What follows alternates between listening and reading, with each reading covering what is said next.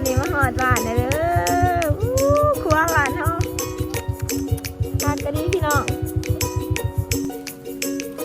นี่เด้โทรศัพท์เปิดตรงนั้นหา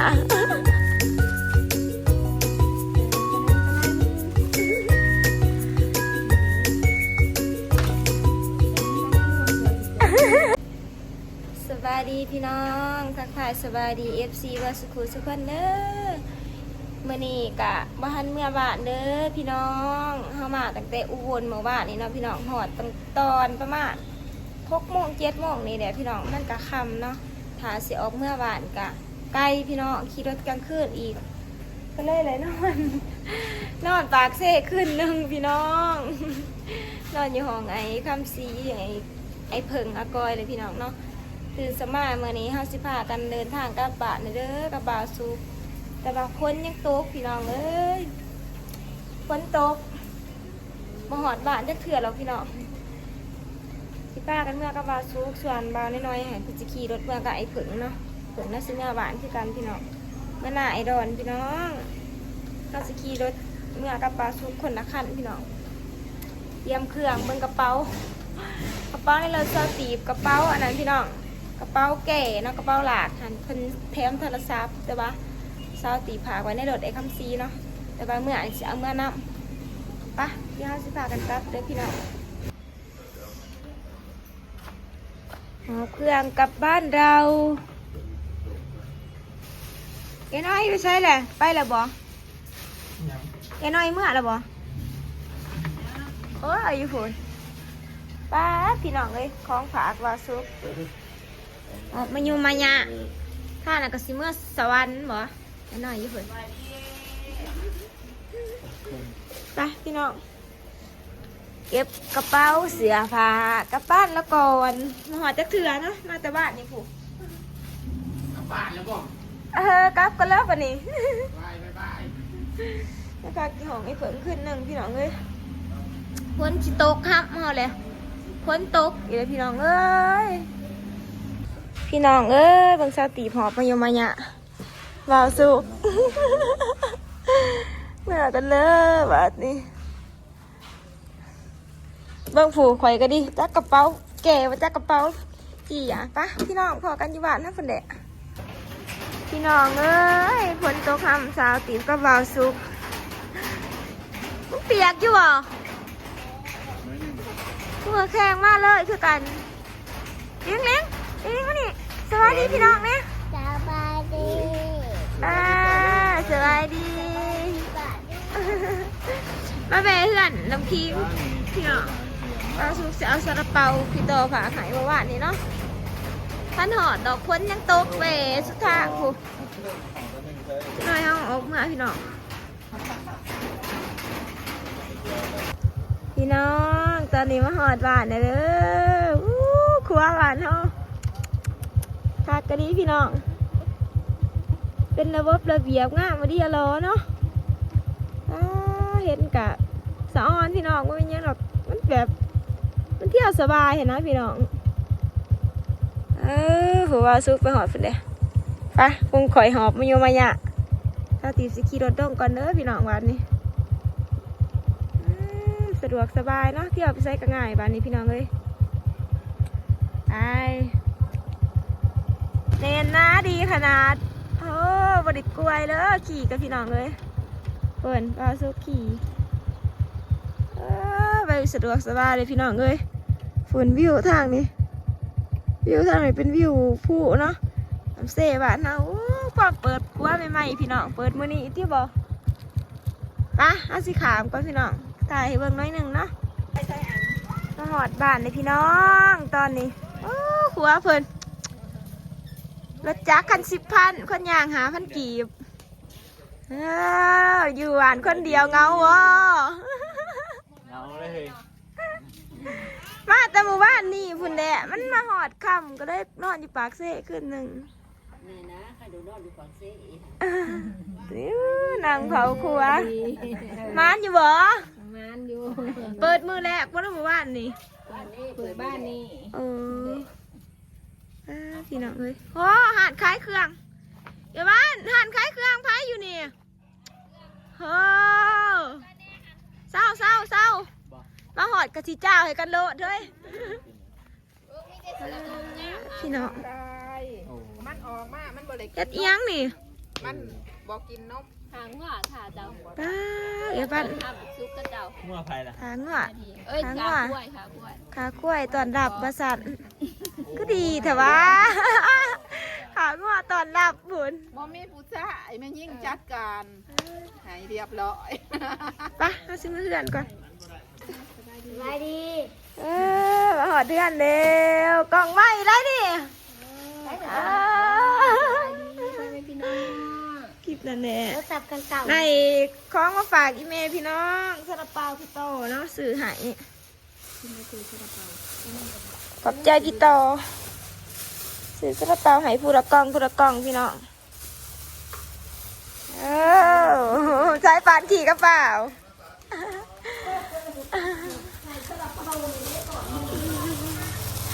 ใส่ไปมากระบาดโซตีบไล่กระบาดแอปเปิ้ลพี่น้องจะกินจังใดเนาะ ถามอันนี้สร้างเหตุเข่ากับโบท่านได้เป็น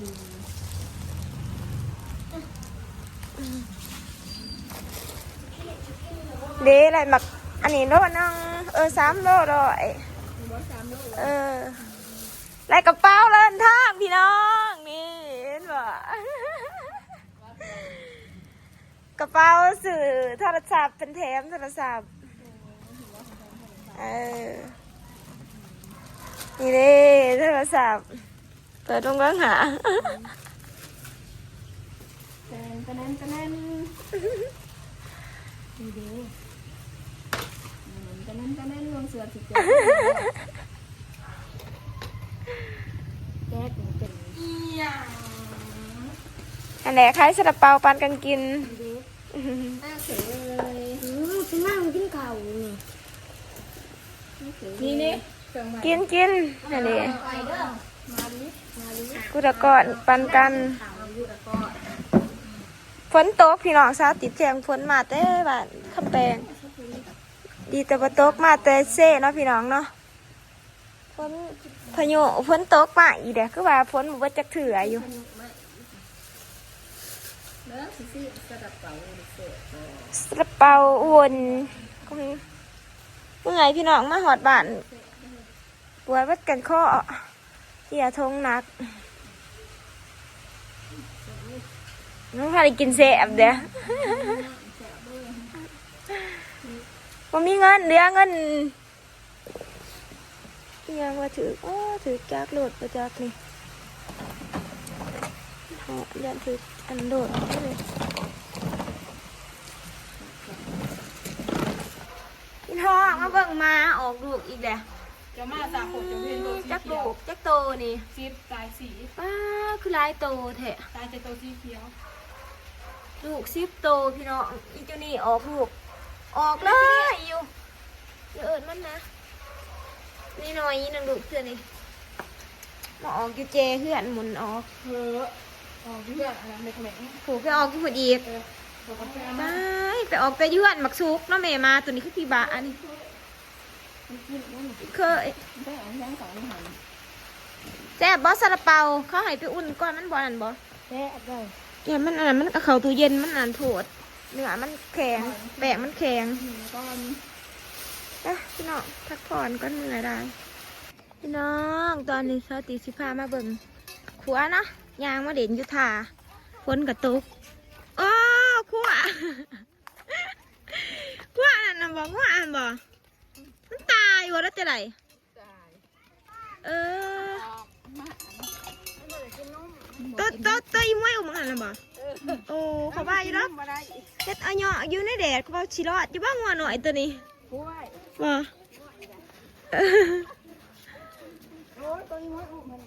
โอ้ตัวนั้นงัวไปเบิ่งอันนี้พี่น้องครัวก่อนบรรยากาศฝนตกมาแต่ปากเซ่พี่น้องดีแต่ฝนมันบ่แห้งเนาะก็สะเปียกเบิดแล้วค่ะอย่างมาถ่ายครัวให้เบิ่งโอ้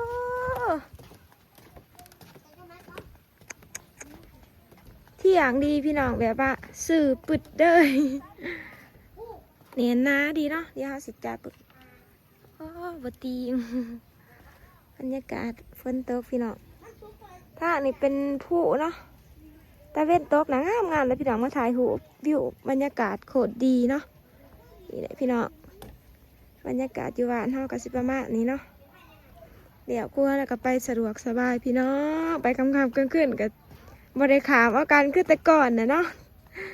แต่ละเตือนมากก็พวกวาวซุกเนี่ยโอ้ยอยากแต่ขามเพื่ออีเลยพี่น้อง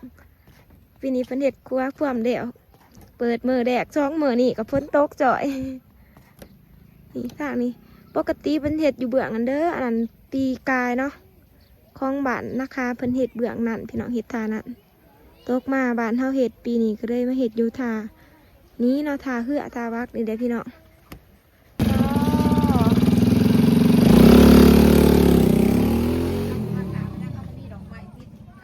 กำมานอยู่เด้อฝนตกแน่เลยก็มีคนเที่ยวอยู่เนาะพี่น้อง ข้าวได้บริเวณอะไรใส่บนนี่บน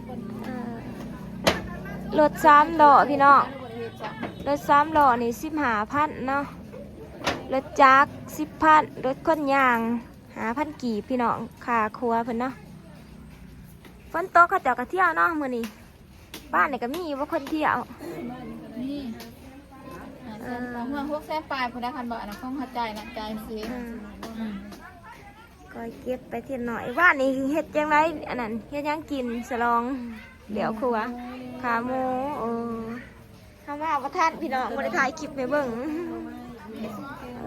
สุ่มเป็นสุ่มเนาะเบิ่งคนสิร้องมาเปิดกันเด้อบาทหนึ่งพี่น้องกระติบเข่าวานเปิดเลยสิติบเข่าวานพี่น้องนี่มีแต่ใบหน่อยสิเนาะใบ10,000โอ้ใบ100,000ก็มีเด้อนี่พี่น้องคอยเก็บเป็นเนาะพี่น้องซ้ำไหลทุนป้าลงทุนเบิดนี่เท่าไรเมย์เฮ็ดครัวนี่ป้ารวมเบิด50ซะเนาะพี่น้องเอ้ยเพื่อซื้อหมูซื้อกินซื้อยาพี่น้องสลองเนาะลงทุนเฮ็ดครัวพอดี50 ล้านพุ่นพี่น้อง อีน่าบ่มีแน่อันนั้นปลาแตว ถ้าผู้ใดบ่มีงบกะ เอามาอีน่ามาขาดนี่ บ่ได้เฮ็ดเนาะพี่น้องเฮ็ดหลายคนอันนี้ว่าเฮ็ดหลายคนแล้วนี่เนาะ15 คนพี่น้องเพื่อนหนึ่งสุกินยังสู่เบิ่งเด็กหน่อยมันกินเจียวโอ้ท่านั้นขัวขัวเปล่าวะ ขัวนั่นง่วนข่วยเนาะเนาะพี่น้องอ๋อเก่งฮ่าสิไปไสนี่เฮ้ย ไปเอาเบียร์เฮ็ดบุญเฮือนบ่มื้ออื่นบ่มื้ออื่นนี่บ่ มื้ออื่นห้องข้าวต้ม โอ้ มื้อวันข้านตักบาตร พวกมาแต่อุบลมื้อนี้ ก็แม่แตวอยู่ ไปเฮือนดีเขาเจ้าเดี๋ยวสิไปซอยเบียกอยู่หมู่พี่น้องซอยต้มแต้มไปใส่จักมาแล้วผู้ใดน้องเขาวันเกิดน้องอามบ่มื้อนี้พี่น้องได้ยินว่าฝนตกใส่แจ๋ววะเด้อโอ้ยพี่น้องโอ้โหสุขสันต์วันเกิดเด้อ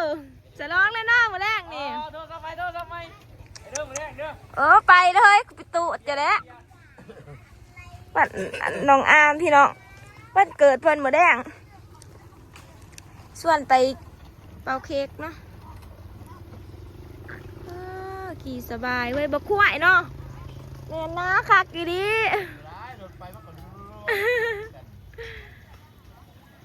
มันเดิกพี่น้องท่านี้เดิกอดีต่อใหม่ช่องสั่วเกือบบ่ถึงเนาะความมาเดิกค่ะนะนี่แหละพี่น้องมาแต่อุบลกับมาถ่ายวิวบรรยากาศอยู่ว่านเนาะให้เบิ่งครัวใหม่พี่น้องกำลังเปิดฟูดีมาแต่อุบลเดียบดอยเดี๋ยวคำไหนพี่น้องคลิปเขาบ้านเดี๋ยวปิดเด้อมาเบิ่งก็จะกินเขาวอยู่ครัวอ๋อกินเขาวกับย่างนี่ ตบกล้วยหน่อย ตบกล้วยหน่อยกินเขาวอยู่กระท่อมย่ำครัวพี่น้องเขาวแรงเนาะ เอาอีกนะ บรรยากาศฝนกระดิ่นเบิดเหนือนั่ง งดินอยู่ครัว เบิดแต่ว่าทาง ยัง นั้น มาหันเมื่ออยู่เนี่ยที่กระติบเขาวมากินอยู่ครัว ไป ไป เบิด อ้าว กล้วยเป็นหมอ ถือกระติบเขาววันอยู่เอ้า